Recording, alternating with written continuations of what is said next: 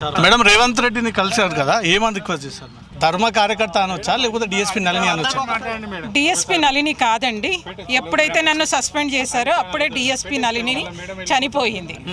వింటున్నారా? రెండో ఇన్నింగ్స్ అయిపోయింది, ఇంకా మూడో ఇన్నింగ్స్ చేయడానికి నాకు ఎటువంటి ఓపిక లేదు.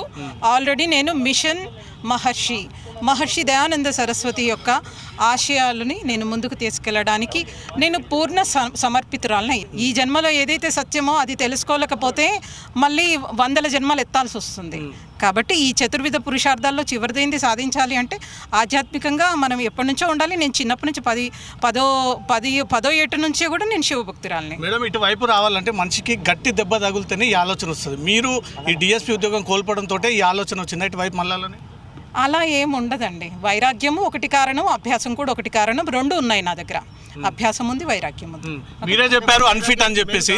ఒకవేళ డిఎస్పీ గారు రమ్మని చెప్తే మళ్ళీ అడగలేదండి ఎవరు. నేను ఆల్రెడీ ఫేస్బుక్లో రాస్తూనే ఉన్నాను కదా, అన్నీ చెప్పి రాశాను కదా.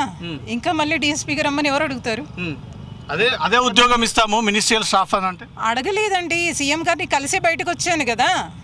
వద్దని చెప్పాను, ఉద్యోగం నాకు అవసరం లేదు అని చెప్పాను. నిశుల్క సేవ చేస్తున్నాను.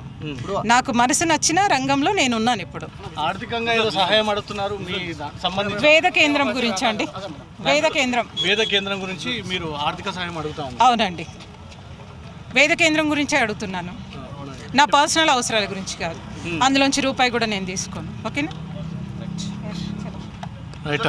మొత్తానికి మాజీ డిఎస్పీ నళిని ఉద్యోగం గురించి కాదని తను నడుపుతున్నటువంటి వేద కేంద్రాన్ని నడపడానికి నేను రేవంత్ రెడ్డిని కలిసి తనకు సేవను అందజేయాలని ఆ రకంగా తనకు రిక్వెస్ట్ పెట్టుకున్నానని దీనిపైన ఎలా స్పందిస్తారో చూడాలంటూ మాత్రం మాజీ డిఎస్పీ నళిని అంటారు. కెమెరా పర్సన్ హేమంత్తో రవితేజ, జీ న్యూస్.